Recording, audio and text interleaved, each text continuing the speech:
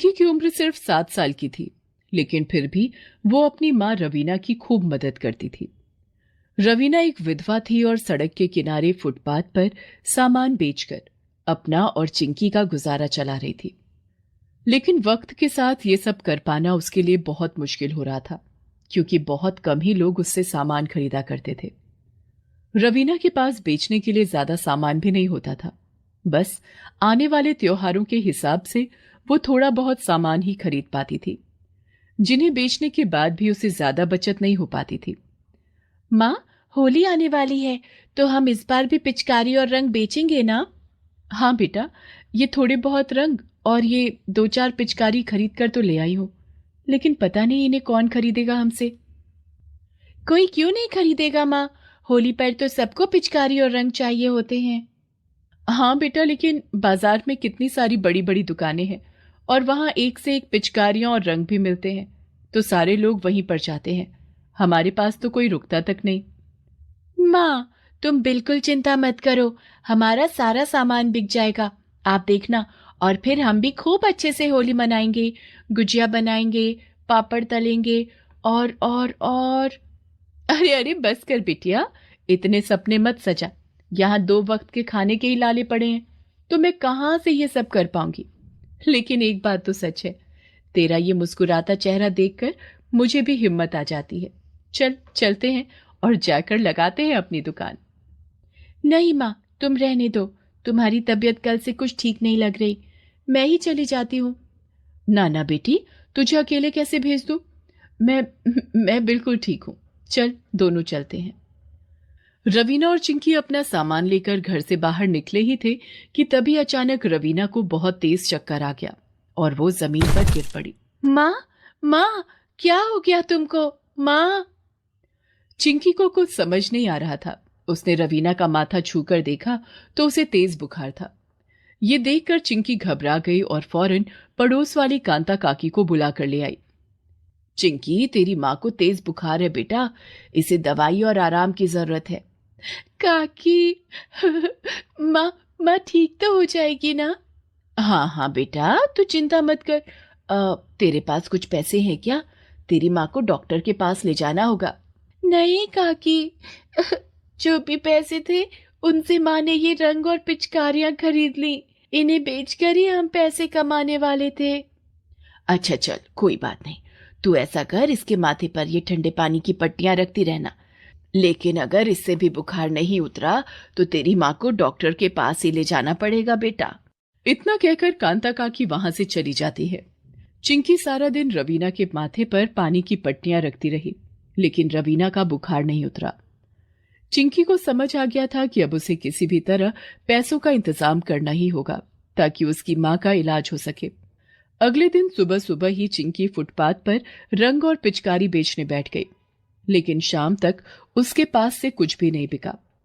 सभी ग्राहक पास की बड़ी बड़ी दुकानों में जा रहे थे। तभी अचानक, मम्मी, मम्मी, वो मुझे वो वाली पिचकारी चाहिए, दिला दो ना। अ, बेटा रुको अभी, मैं वो सामने वाली दुकान से दिलवा दूंगी तुम्हें। खरीद लीजिए ना मैडम जी, मेरी भी कुछ कमाई हो जाएगी। सारा दिन हो गया यहाँ बैठे बैठे, कुछ भी नहीं बिका। आप एक बार देखिए तो सही, मेरे पास कितने अच्छे रंग हैं, और ये पिचकारी, ये तो बाबा को पसंद भी आ गई है। ये ले लीजिए ना, आपकी बड़ी मेहरबानी होगी। बोलते हुए चिंकी की आंखों से आंसू साफ झलक रहे थे। उस महिला का नाम सुलोचना था। उसे चिंकी पर दया आ गई और वो उससे बोली, अच्छा ठीक है, लाओ दिखाओ अपनी पिचकारी। वैसे नाम क्या है तुम्हारा? मेरा नाम चिंकी है मैडम जी। ये लीजिए, देखिए ये पिचकारी कितनी अच्छी है। आप इसे ले लीजिए। सुलोचना चिंकी से वो पिचकारी और थोड़ा सा रंग खरीद लेती है और उसकी कीमत देकर वहां से चली जाती है। लेकिन सिर्फ इतने पैसे काफी नहीं थे। डॉक्टर की फीस भरने के लिए अभी भी चिंकी को और पैसों की जरूरत थी। चिंकी ने हार नहीं मानी और वो अपना सामान बेचने की कोशिश करती रही, लेकिन सुलोचना के बाद कोई भी ग्राहक उसके पास नहीं आया। अगले दिन होली थी। जहां हर कोई होली पर मौज मस्ती कर रहा था, तो वहीं मासूम चिंकी अब भी फुटपाथ पर अपने रंग और पिचकारियां लेकर बैठी थी, उन्हें बेचने के लिए। तभी वहां से कुछ मनचलों का झुंड गुजरा और वो लोग वहीं रुककर चिंकी को घूरने लगे। चिंकी को ये सब अच्छा नहीं लग रहा था, लेकिन वो कुछ कर भी तो नहीं सकती थी। तभी वहां एक गाड़ी आकर रुकी और उस गाड़ी से एक महिला बाहर निकली। वो सुलोचना थी। वो चिंकी के पास गई और गुस्से से बोली, अरे चिंकी, आज होली है और तुम अब भी यहीं बैठी हो। चलो उठो यहाँ से और अपने घर जाओ। नहीं मेम साहब, मैं घर नहीं जा सकती। मेरे रंग और पिचकारियां अभी बिकी नहीं है। मुझे इन सबको बेचना है। तुम्हारा दिमाग तो ठीक है? देख नहीं रही हो वो लोग तुम्हें कब से घूर रहे हैं? यहाँ रहना तुम्हारे लिए खतरे से खाली नहीं है। सारा बाजार बंद है। तुम भी घर जाओ। जिसने जो खरीदना था वो खरीद लिया है। अब तुम्हारा सामान कोई नहीं खरीदेगा। लेकिन अगर ये सामान नहीं बिका तो मेरी माँ का क्या होगा?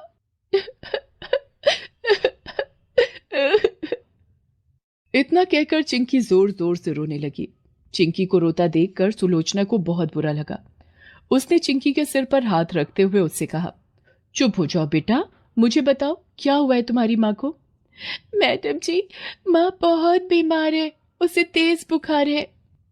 अरे तो उन्हें डॉक्टर के पास लेकर क्यों नहीं गई तुम? मैडम जी, मेरे पास बिल्कुल भी पैसे नहीं है डॉक्टर को देने के लिए। इसीलिए तो मैं ये सामान बेचने के लिए यहाँ बैठी हूँ। मैंने सोचा था कि ये सब बेचकर जब मुझे पैसे मिल जाएंगे तो मैं अपनी माँ को डॉक्टर के पास ले जा पाऊंगी। लेकिन अब मैं कैसे करूंगी ये? मेरा सामान तो कोई खरीद ही नहीं रहा। ये कहते हुए चिंकी की आंखों से लगातार आंसू बह रहे थे। दूसरी तरफ सुलोचना ये देखकर हैरान थी कि जहां होली के मौके पर सारे बच्चे मौज मस्ती में डूबे थे, तो वहीं चिंकी को तो इस सब से कोई मतलब ही नहीं था। उसे तो बस अपनी माँ की चिंता थी। सुलोचना ने चिंकी की मदद करने का फैसला कर लिया और उससे कहा, चिंकी, तुम्हारी माँ बिल्कुल ठीक हो जाएंगी। मैं तुम्हारा ये सारा सामान खरीद लूंगी, ठीक है? सच? आप सच कह रही हैं मैडम जी? आप ये सब कुछ खरीद लेंगी? हाँ, वो क्या है ना, मैं एक अनाथ आश्रम चलाती हूँ, तो ये सारा सामान मेरे आश्रम के बच्चों के काम आ जाएगा। चलो, अब ऐसा करो, ये सब कुछ समेट कर मेरी गाड़ी में रख दो और मुझे बताओ कितने पैसे हुए? हाँ मैडम जी, इन सब के मिलाकर 700 रुपए हो गए। ठीक है, ये लो, ये रहे तुम्हारे पैसे और अब तुम मुझे अपने घर लेकर चलो। क्या? मेरे घर? लेकिन आप मेरे घर जाकर क्या करेंगी मैडम जी? क्यों, तुम्हारी माँ को डॉक्टर के पास लेकर नहीं जाना है क्या? सुलोचना की बात सुनकर चिंकी के चेहरे पर मुस्कान आ गई।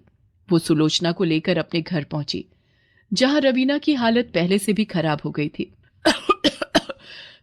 चिंकी, आ गई बेटा, आ गई बेटा। तूने कुछ खाया या नहीं मेरी बच्ची? तुम मेरी चिंता मत करो माँ, बस अब हिम्मत करके बिस्तर से उठ जाओ और चलो मेरे साथ। कहाँ चलूं मैं?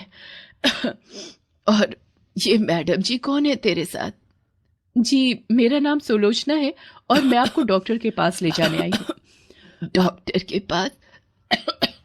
नहीं नहीं, उसकी कोई जरूरत नहीं है। बस थोड़ा सा बुखार है, खुद ही ठीक हो जाएगा। नहीं माँ, ठीक होना होता तो अब तक हो जाता। तुम बिल्कुल चिंता मत करो। ये मैडम जी बहुत अच्छी हैं। इन्होंने अपना सारा सामान खरीद लिया है। ये देखो, अब हमारे पास पैसे हैं। चलो अब डॉक्टर के पास चलते हैं। चिंकी के हाथों में पैसे देखकर रवीना को बड़ा सुकून मिलता है। फिर सुलोचना रवीना और चिंकी को अपने साथ अस्पताल लेकर जाती है। इनका बुखार बिगड़ गया है, इन्हें टाइफाइड हो गया है और ये कमजोर भी बहुत हैं, तो इन्हें हमें ग्लूकोज देना होगा और इलाज भी लंबा चलेगा। डॉक्टर साहब, मेरी माँ, वो ठीक तो हो जाएगी ना? चिंकी, घबराओ मत, तुम्हारी माँ को कुछ नहीं होगा। डॉक्टर साहब, आप इन्हें बढ़िया से बढ़िया इलाज दीजिए, बाकी सब मैं देख लूंगी। सुलोचना रवीना का अच्छे से इलाज करवाती है और उसका सारा खर्च भी खुद ही उठाती है, जिससे रवीना कुछ ही दिनों में बिल्कुल ठीक हो जाती है और वापस घर आ जाती है। मैडम जी, आप साक्षात भगवान बनकर आई हैं हमारे लिए। ये सोचकर ही मेरा दिल घबरा रहा है कि अगर मुझे कुछ हो जाता तो मेरी चिंकी का क्या होता। चिंकी बहुत मेहनती और हिम्मती लड़की है, बस अब जरूरत है तो उसे सही दिशा देने की। रवीना, अगर तुम चाहो तो मेरे अनाथ आश्रम में साफ सफाई का काम कर सकती हो। जिसके बदले तुम्हें ठीक ठाक तनख्वाह भी मिल जाएगी और चिंकी भी पढ़ लिख पाएगी। क्या मेरी चिंकी वो पढ़ सकेगी मैडम जी? सच कह रही हैं आप? हाँ, मैं उसे पढ़ाऊंगी। चिंकी अभी बहुत छोटी है, उसका बचपन इस तरह फुटपाथ पर सामान बेचकर बर्बाद नहीं होना चाहिए। मुझे भरोसा है कि वो बहुत कुछ कर सकती है। अगले ही दिन से रवीना सुलोचना के अनाथ आश्रम में साफ सफाई का काम करने लगी। चिंकी भी उसकी मदद करती, लेकिन उससे पहले वो खूब मन लगाकर पढ़ाई करती। सुलोचना ने जल्दी ही उसका एडमिशन एक स्कूल में करवा दिया, जहां चिंकी अपने सुनहरे भविष्य को सजाने लगी। फिर कई सालों के बाद, अरे चिंकी आजा, ये डिब्बे में क्या लेकर आई है? ये गुजिया है मैडम जी, मैंने अपने हाथों से आपके लिए बनाई है। मैडम जी, आपके आशीर्वाद से मेरा सपना पूरा हो गया। इस बार की होली एक खुशखबरी के साथ आई है। मैं मैं सरकारी टीचर बन गई मैडम जी। नए सेशन से मेरी ज्वाइनिंग हो जाएगी। अरे वाह, दिल खुश कर दिया चिंकी। बहुत बहुत बधाई हो बेटा। आजा अंदर चल, सारे बच्चे तेरा इंतजार कर रहे हैं। 10 बार पूछ चुके हैं कि चिंकी मैडम कब आएंगी कब आएंगी। उनके लिए पिचकारियां और रंग तो लाई है ना? हाँ मैडम जी, मैं सबके लिए लाई हूँ। ये देखिए, चलिए सब मिलकर होली खेलते हैं।